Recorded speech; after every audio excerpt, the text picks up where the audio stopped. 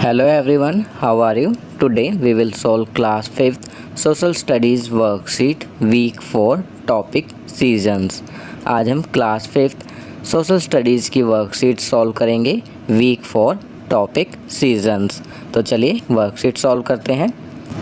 Question 1, choose the correct option and write. सही विकल्प चुनकर लिखिए। First, how many planets are there in our solar system. हमारे सौर मंडल में कितने ग्रह हैं? तो यहाँ सही ऑप्शन है सी 8।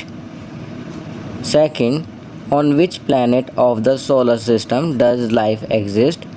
सौर मंडल के किस ग्रह पर जीवन मौजूद है? तो यहाँ राइट ऑप्शन है C earth.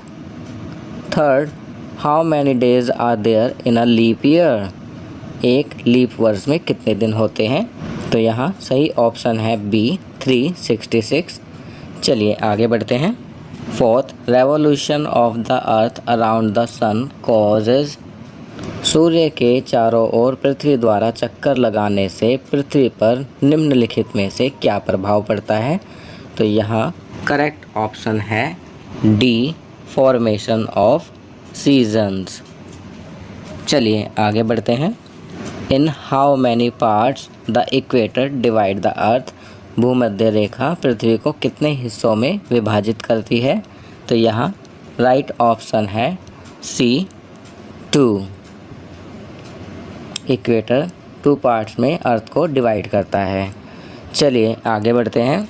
Question 2, write short answer of the following questions.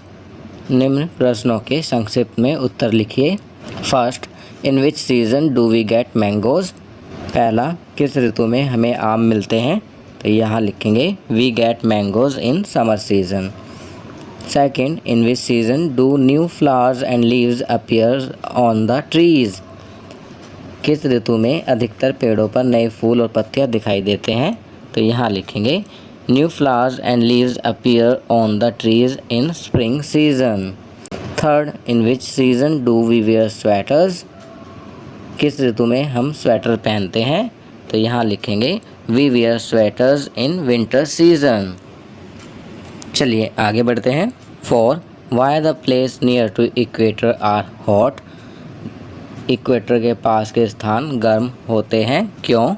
तो इसका आंसर लिखेंगे the sun's rays fall straight near the equator so the places near to it are hot.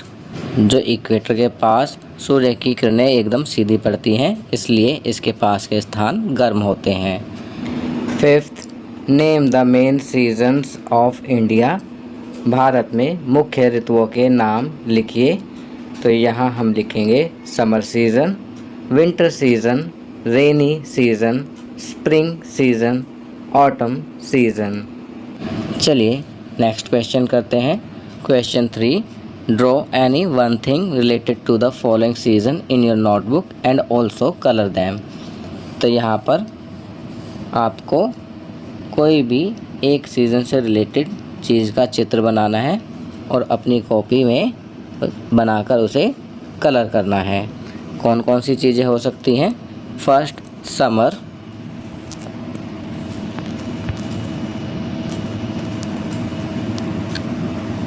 Second, winter. Third, रेनी।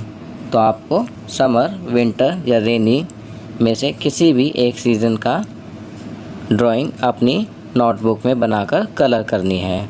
चलिए आगे बढ़ते हैं। Life skill, road safety rules, जीवन कौशल, सड़क सुरक्षा के नियम। तो बच्चों, आज की वर्कशीट में रोड सेफ्टी रूल्स के बारे में बताया गया है। Children, write the following road rules in your notebook and tell your parents and siblings about them.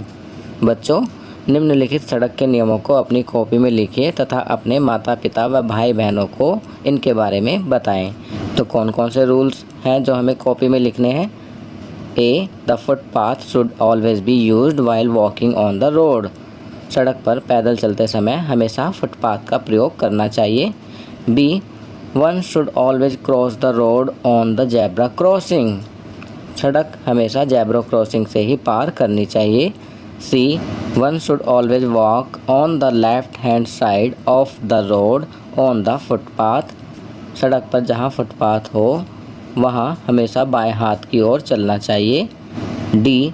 We should not run on the road. सड़क दौड़कर पार नहीं करनी चाहिए. E. Banana peel, glass pieces, nails, etc. should not be thrown on the road. सड़क पर केले के छिलके, कांच के टुकड़े, कीले आदि नहीं फेंकनी चाहिए. F. Always follow traffic signals and rules. हमेशा ट्रैफिक सिग्नल तथा नियमों का पालन करना चाहिए. G. Do not play any game on the road. सड़क पर किसी भी तरह का खेल नहीं खेलना चाहिए. H. While crossing the road, one should look at both sides of the road and cross the road carefully. सड़क पार करते समय सड़क के दोनों ओर ध्यानपूर्वक देखते हुए पार करना चाहिए. I. If a vehicle is coming nearer, then one should not cross the road. यदि कोई वाहन नज़दीक आ रहा हो तो सड़क पार नहीं करनी चाहिए. J. Your vehicle should be moved only when there is green light. हरी बत्ती होने पर ही अपने वाहन को आगे बढ़ाना चाहिए. K.